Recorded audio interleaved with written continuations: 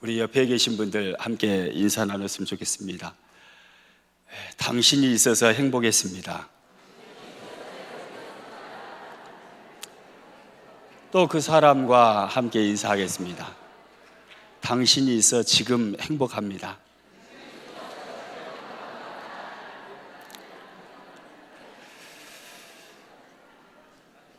지난 18년간의 사역을 한 장으로 정리해 보았습니다.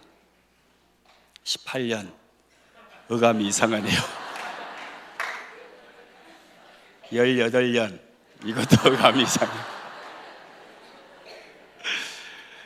지난 18해 사역을 한 장으로 정리해 보았습니다. 27 먹은 깡마른 청년 한 명 있었습니다.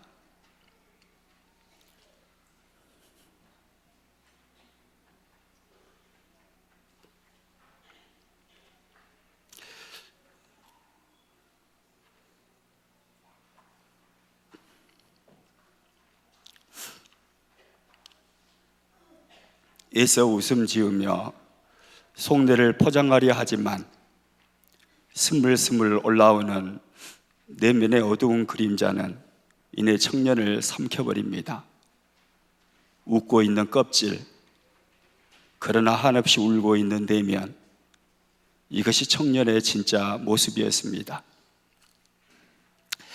그래서 청년은 홀로 아무도 보이지 않는 곳에 남겨질 때면 일그러진 얼굴로 지내곤 하였습니다. 힘없이 축 처진 미운 오리 새끼, 홀로 남겨진 청년의 모습이었습니다. 그도 그럴 것이 청년은 절망덩어리였습니다. 초라한 가문에 대한 열등감, 보잘것없는 학력에 대한 열등감, 보이지 않는 미래에 대한 두려움, 그리고 나 혼자뿐이라는 외로움. 청년은 자신의 열등 조건에 질식하여 깊은 수렁에 빠져 있었습니다. 그리고 18년이라는 오랜 세월이 흘렀습니다. 그는 더 이상 열등감에 사로잡혀 있지 않습니다. 하나님 안에서 자존감이 회복되어 자신감으로 충만합니다. 그에게 있어서 초라한 가문과 보잘것없는 학력은 더 이상 열등의 조건이 아닌 자랑거리가 되었습니다. 강함이 아닌 약함에서 하나님의 능력과 은혜의 샘물이 콸콸 솟아난다는 것을 알았기 때문입니다. 그는 더 이상 미래가 두렵지 않습니다. 18년 동안의 많은 사역의 경험들 속에서 하나님의 일은 하나님이 하심을 알게 되었고, 4번의 죽음을 넘나드는 크나큰 교통사고 속에서 하나님은 분명히 살아계셔서 나와 함께 하시고 나를 지키시는 이시며 나를 보호하여 주시는 전능자이심을 알았기 때문입니다. 그는 더 이상 외롭지 않습니다. 그에게는 오랜 세월 동안 때로는 아버지처럼,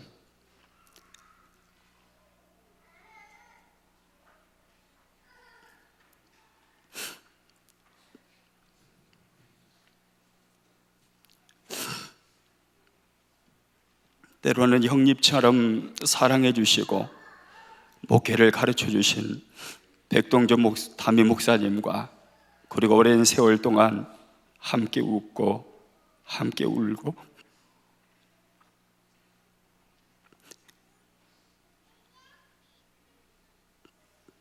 함께 정을 나누었던 사랑의 식구들 3,500명의 기도의 동지가 있기 때문입니다.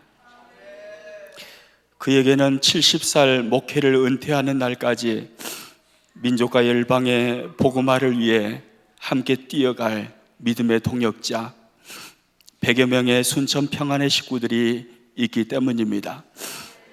그리고 누구보다도 그에게는 그의 인생을 마치는 그날까지 친구처럼 함께 걸어갈 착하고 사랑스러운 아내 정영숙 사모와 멋진 아들 장하림과 예쁜 두 딸 장주와 장송주가 있기 때문입니다.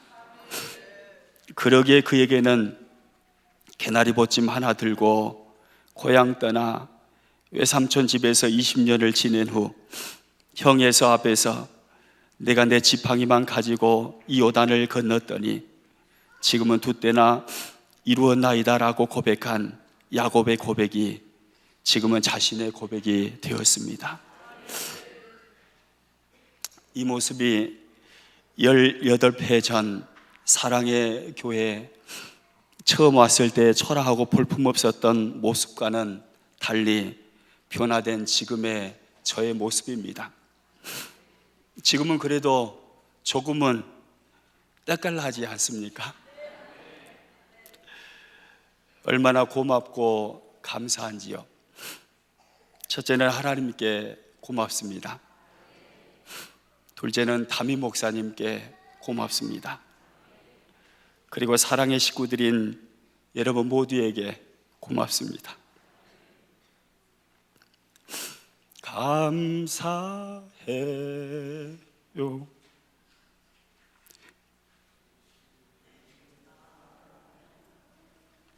감사.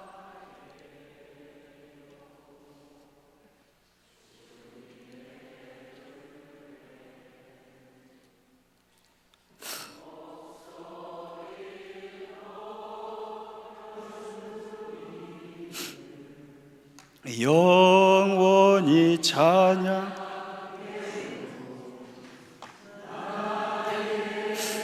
부이시 나의 주님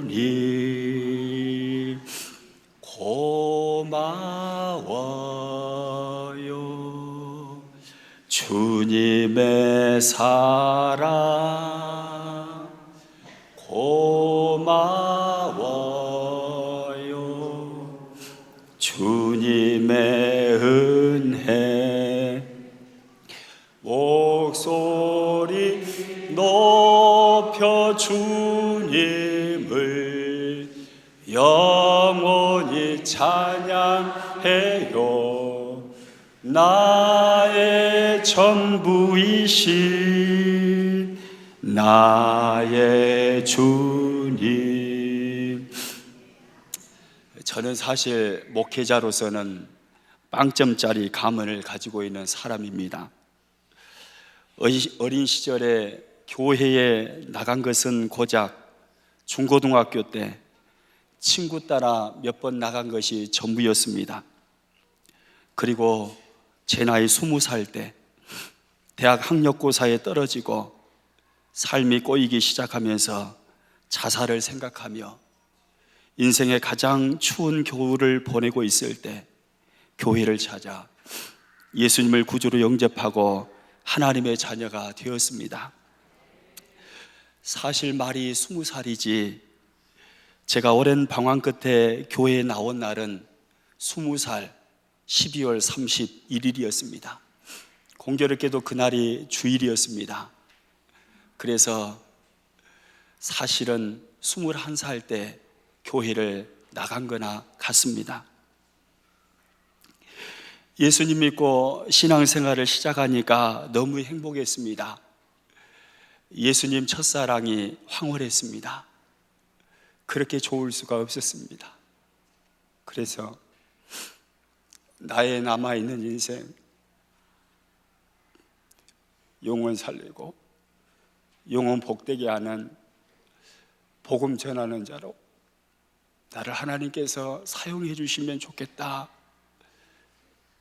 그 작은 소망이 생겨서 어떻게 보면 미친 짓이죠. 신앙생활 한 지 2년밖에 되지 않았습니다. 새신자죠. 21살 때 예수님 믿고 23살 때 신학교를 갔습니다.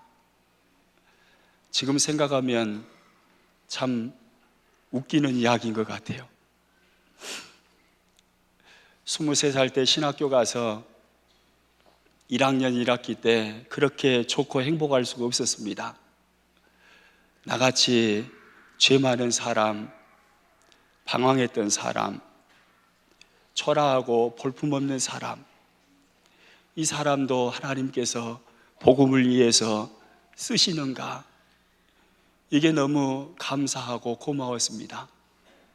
그래서 한 학기는 정말 행복하게 학교 생활을 했습니다. 그리고 1학년 2학기가 되었습니다. 그런데 그때부터 주변이 보이기 시작했습니다. 가까이 지내는 친구, 신학생들을 보니까 그들의 가문과 저의 가문은 달랐습니다. 목사님의 아들이다, 장로님의 아들이다, 그리고 최소한 집사님의 아들은 되었습니다. 그런데 저는 예수님 믿은 지 2년짜리 새신자였습니다. 저희 가문에 아무도 예수님 믿는 사람이 그때는 없었습니다. 어머니 몇 달 전에 예수님 믿은 새 가족이었습니다. 내 자신이 너무 초라하고 너무 볼품없고 너무 형편없이 보이기 시작한 것입니다. 학교 기도실에 올라갔습니다. 많이 울었습니다. 기도했습니다. 하나님, 제가 이 길을 계속 가야 되나요? 그만 포기해야 할까요? 저같이 초라하고 보잘것없는 사람도 하나님 쓰시기를 원하시나요? 오랜 세월을 기도한 것 같습니다.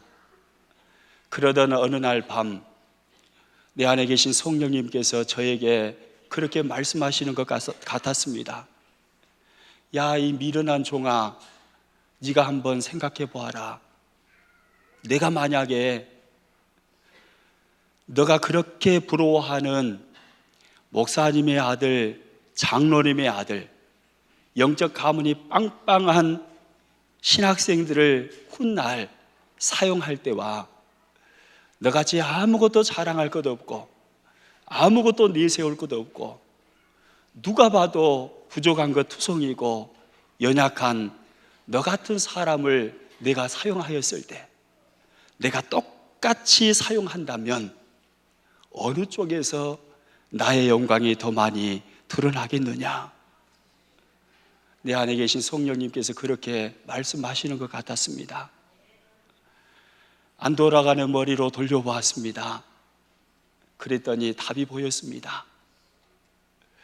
목사님의 아들, 장로님의 아들, 제가 그때 그렇게도 부러워했던 영적 가문이 빵빵한 친구들, 그 친구들을 하나님께서 먼 훗날 크고 놀랍게 사용하면 사람들은 그렇게 이야기할 것 같았습니다. 아버지가 목사님이니까, 아버지가 장로님이니까, 원래 잘난 집안에서 태어났으니까 하나님께 영광을 돌리기보다는 당연한 것처럼 사람들이 말할 것 같았습니다. 그런데 만약에 하나님께서 나같이 부족하고 초라하고 아무것도 자랑할 것 없는 형편없는 사람을 만약에 하나님이 들어 쓰신다면 모든 사람들은 이구동성으로 말할 것 같았습니다. 저 사람은 보잘것없는 가문의 사람이었는데, 저 사람에게는 저런 능력이 없는데, 저 사람 보니까 하나님 살아계신가 보다. 저 사람 안에서 일하시는 하나님이 저 사람을 통해서 일하시는가 보다. 모두 그렇게 말할 것 같았습니다. 그래서 하나님께 그렇게 기도하며 말씀드렸습니다. 하나님, 그렇네요. 만약에 하나님께서 나 같은 종을 들어 쓰신다면 영적 가문이 빵빵한 친구들보다 훨씬 나를 통해서 하나님의 영광이 더 멋지게 드러나며 하나님이 하나님 되시게 될 것 같습니다. 그러자 성령님이 제 안에서 그렇게 말씀하시는 것 같았습니다. 그래, 맞다 종아. 나는 너같이 부족하고 보잘것없고 초라한 사람을 들어서 쓰기를 원하시는 전능하신 하나님이시란다. 그때 이후 고린도전서 1장 26절 이하 말씀이죠. 고린도전서 1장 26절 이하의 말씀은 저의 신학교 시절 그리고 오늘까지 저에게 든든한 힘을 주는 말씀이 되었습니다. 한번 같이 읽어보도록 하겠습니다. 형제들아, 너희의 부르심을 보라. 육체를 따라 지혜로운 자가 많지 아니하며 능한 자가 많지 아니하며 문벌 좋은 자가 많지 아니하도다. 그러나 하나님께서 세상에 미련한 것들을 택하사 지혜 있는 자들을 부끄럽게 하려 하시고 세상에 약한 것들을 택하사 강한 것들을 부끄럽게 하려 하시며 하나님께서 세상에 천한 것들과 멸시받는 것들과 없는 것들을 택하사 있는 것들을 폐하려 하시나니 이는 아무 육체도 하나님 앞에서 자랑하지 못하게 하려 하심이라. 아멘. 하나님은 미련한 자, 약한 자, 천한 자, 멸시받는 자, 없는 자들을 택하여 그들을 사용하심으로 하나님을 하나님 되게 하신다는 말씀이었습니다. 그러나 저에게 초라한 가문으로 인한 위기가 또 한 번 찾아왔습니다. 목사 안수 날을 받아놓고 기다리고 있는데 두려웠습니다. 안수 받으면 평생 빼도 박도 못하고 사람들이 힘들다 하는 그 목회길을 걸어가야 할 것 같은데 과연 나는 그 일을 함께 동역해 줄 백그라운드가 탄탄한가, 이 생각이 들기 시작했습니다. 피할 수만 있으면 안 받고 싶었습니다. 그냥 강도사로 지낼까, 이 생각도 들었습니다. 눈치가 빠르신 담임 목사님께서 어떻게 그런 고민을 제가 하고 있는지 아셨는지 한 주간 금식기도 하고 오라고 말씀하셨습니다. 그래서 오살리 금식기도원에 갔습니다. 금식하며 하나님 앞에 기도했습니다. 기도 제목은 딱 하나였습니다. 하나님, 제가 정말 목사 안수를 받기를 원한다면 어떤 상황을 만나더라도 결코 무너지지 않을 하나님께서 나를 세우셨다는, 내가 하나님의 분명한 종이라는 확신을 주십시오. 하루가 지나고 이틀이 지났습니다. 그리고 3일째가 되었습니다. 캄캄한 어두운 밤이었습니다. 오살리 금식기도원에 지하 땅굴이 있습니다. 땅굴 기도실 속에 들어가서 기도하고 있는데 갑자기 제 마음판에 어떤 글씨가 다가오더니 새겨지는 것이 느껴졌습니다. 그 글씨는 한글로 아라비아 숫자로 41, 그리고 땡땡, 그리고 또 아라비아 숫자 9, 이거였습니다. 이사야서 41장 9절, 이 말씀이었죠. 이사야서 41장 9절, 이 말씀이 제 가슴에, 이 말씀이 그대로 빛 가운데 다가오더니 박히는 것 같았습니다.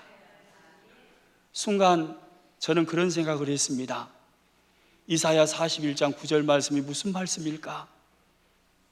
이사야 41장 10절은 알겠는데 두려워하지 말라, 놀라지 말라, 이 말씀은 알겠는데 41장 9절이 도대체 무슨 말씀일까?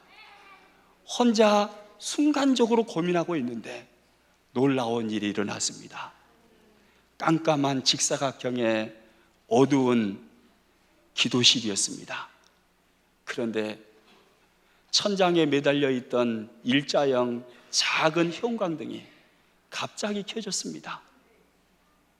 왜 켜졌는지는 나중에 생각했고, 갑자기 빛이 비추니까 들고 갔던 성경을 폈습니다. 그리고 이사야 41장 9절을 찾아보았습니다. 거기에는 이런 말씀이 기록되어 있었습니다. 같이 한번 읽어보겠습니다. 내가 땅끝에서부터 너를 붙들며 땅 모퉁이에서부터 너를 부르고 내게 이르기를 너는 나의 종이라. 내가 너를 택하고 싫어하여 버리지 아니하였다 하였노라. 너는 나의 종이라. 내가 너를 택했다. 기도하고 있었던, 그리고 목사 안수 받기가 두려워서 하나님 앞에 덜덜 떨고 있었던 저에게 가장 정확한 말씀이었습니다. 너는 나의 종이다. 내가 너를 택했다. 너무 황홀했습니다. 너무 기뻤습니다. 그런데 나중에 정신을 차리고 보니까 형광등이 저 혼자 켜 있었습니다. 이게 무슨 일일까? 3일 동안 그 깜깜한 방을 드나들었지만은 스위치가 어디에 있는지 한 번도 확인한 적이 없었습니다. 계속 깜깜한 방에서 들어가고 바로 아래 방석을 깔고 기도했으니까 스위치가 어디에 있는지 몰랐습니다. 불 켜진 방에서 스위치를 확인했습니다. 그런데 이상한 것은 그 스위치는 직사각형 방인데 달지 않는 제일 끝허리에 붙어 있었습니다.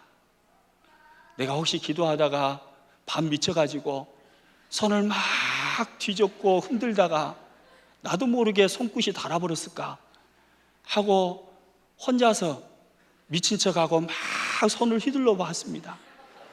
근데 닿을 수 있는 거리가 아니었습니다.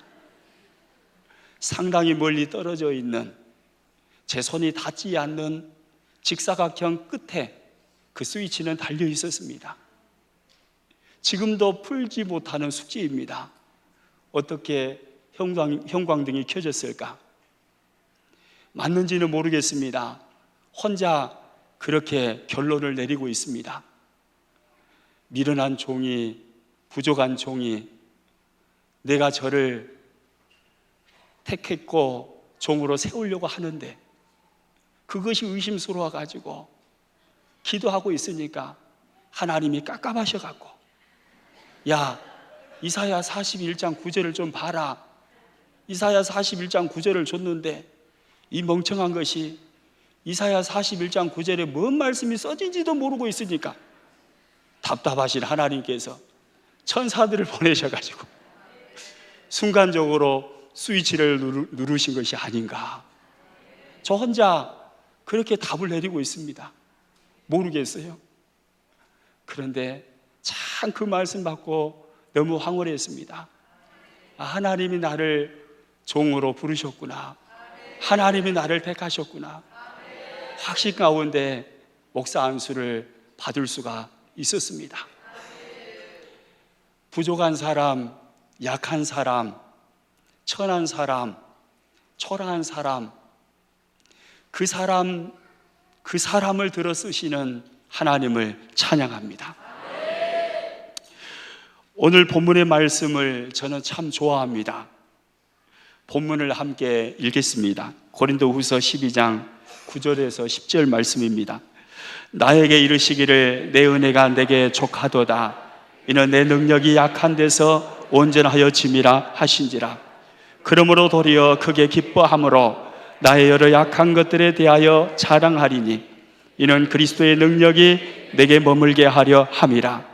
그러므로 내가 그리스도를 위하여 약한 것들과 능력과 궁핍과 박해와 공고를 기뻐하노니 이는 내가 약한 그때에 강함이라. 아멘. 오늘 본문 말씀의 배경을 잘 아실 겁니다.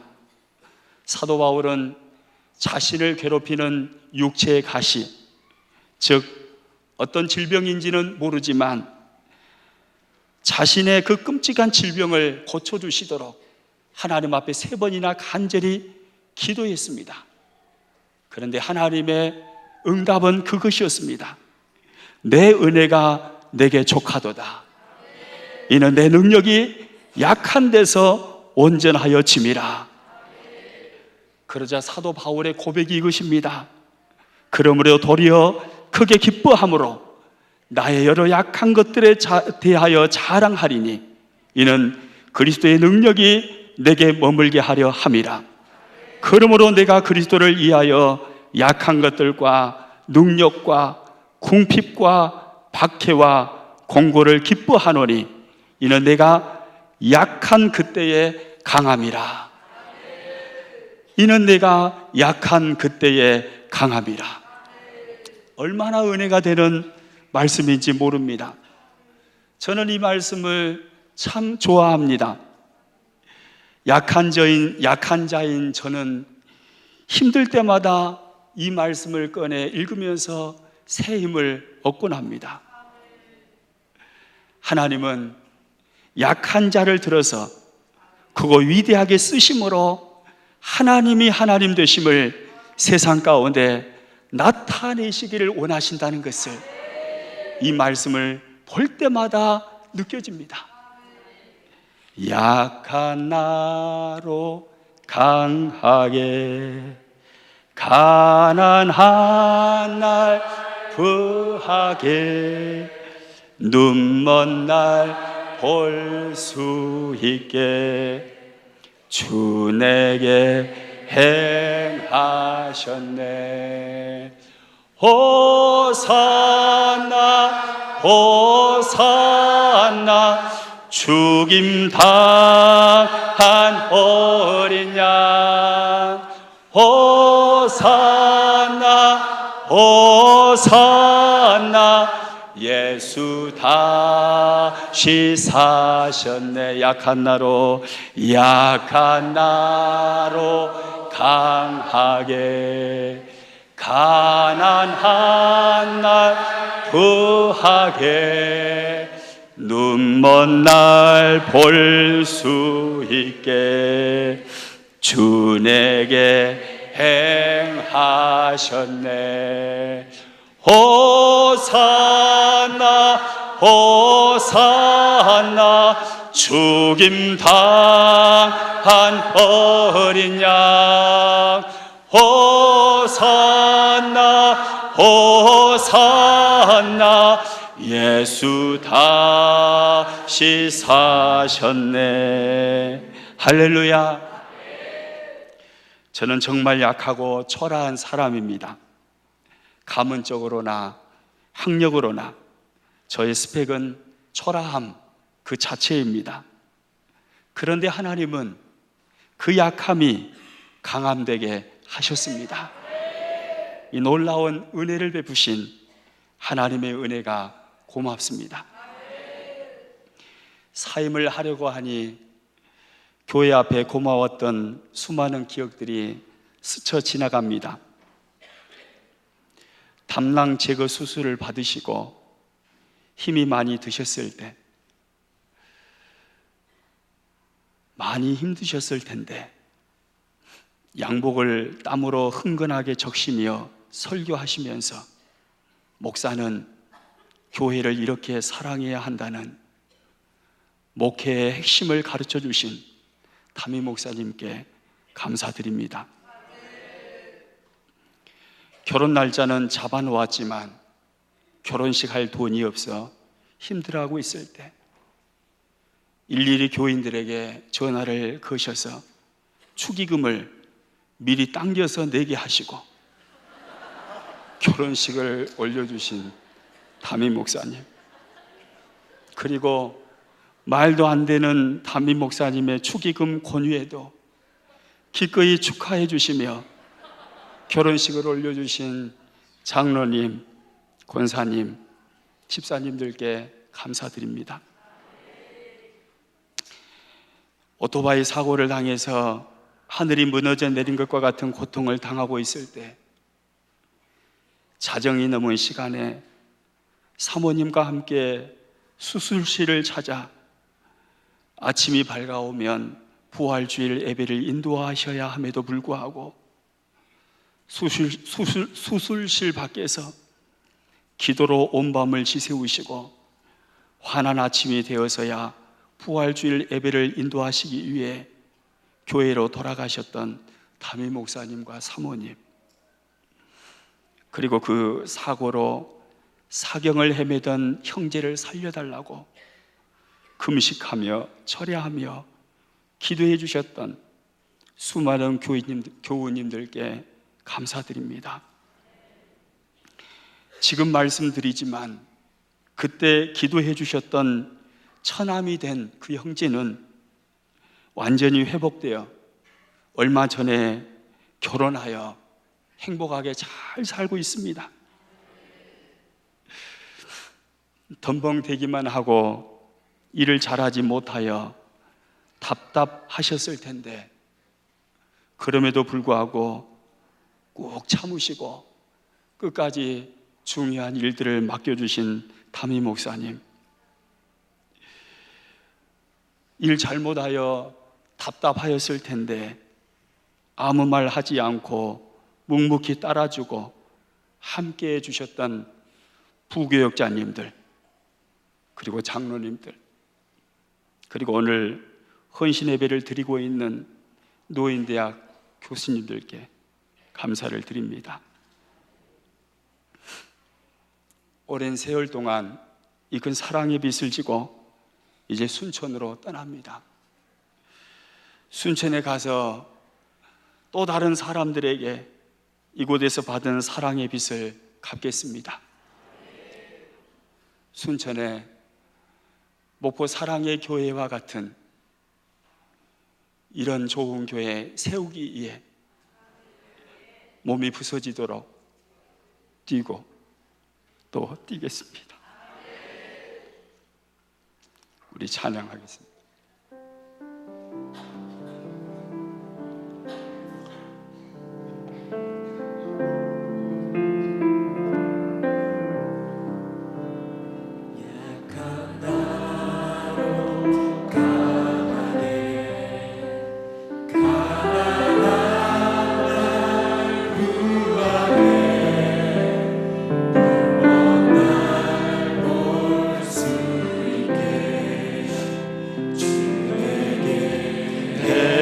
하셨네.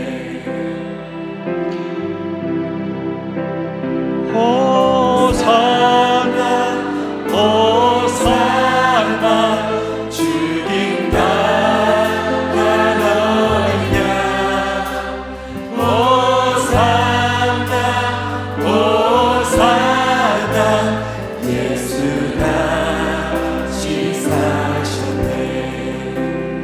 약한 나를 강하게 가난한 날 구하게 눈먼 날 볼 수 있게 주에게 행하셨네.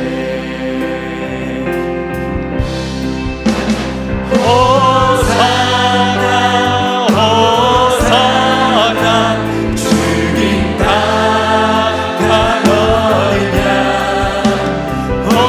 호산나 호산나 예수 다시 사셨. 내가 건너야 할 강, 내가 건너야 할 강, 거기서 내 죄 지렸네.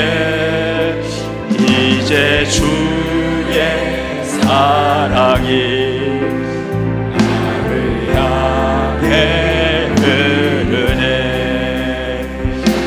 깊은 강에서 주가 나를 일으키셨구나. 구원의 노래 부르리. 예수 자유 주셨네. 아멘 아멘. 호산나 호산나 주님 나가느냐. 호산나 호산나 예수 다시 사. 호산나 호산나 호산나 주님 나가느냐. 호산나 호산나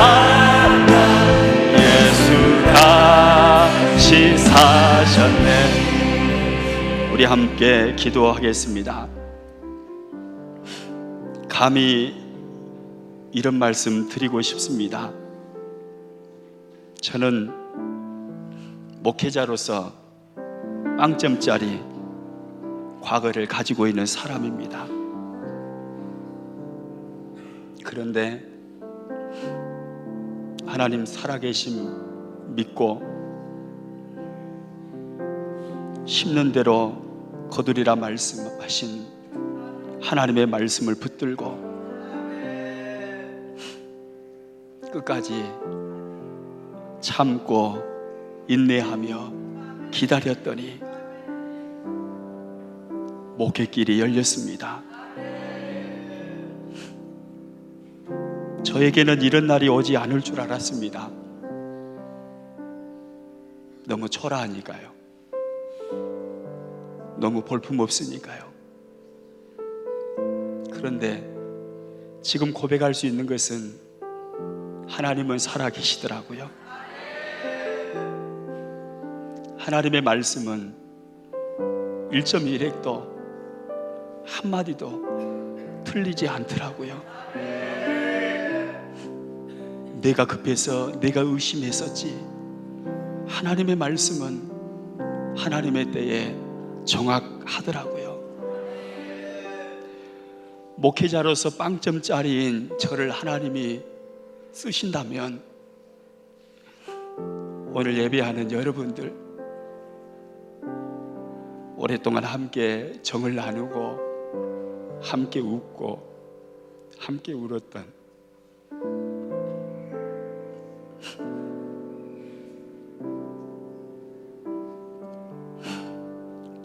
여러분들이 지금 어떤 형편에 있더라도 하나님은 분명히 역전을 주실 겁니다. 약한 자를 쓰시는 하나님은 비단 저에게만 해당되는 하나님은 아니실 겁니다. 여러분 모두에게 동일하신 하나님이시고 여러분의 약함을 강함으로 바꾸실 것입니다. 그 하나님 바라보면서 함께 기도했으면 좋겠습니다. 하나님, 제가 이것 때문에 너무 약해요. 저의 약함이 제 발목을 잡고 있는 것 같아요. 아무에게도 말할 수 없지만 제 가슴에 응어리짐이 있는 약함이 있어요.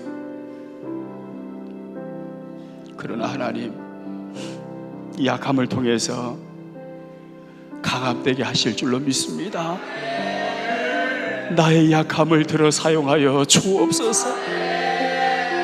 나의 약함을 들어 사용하여 주옵소서.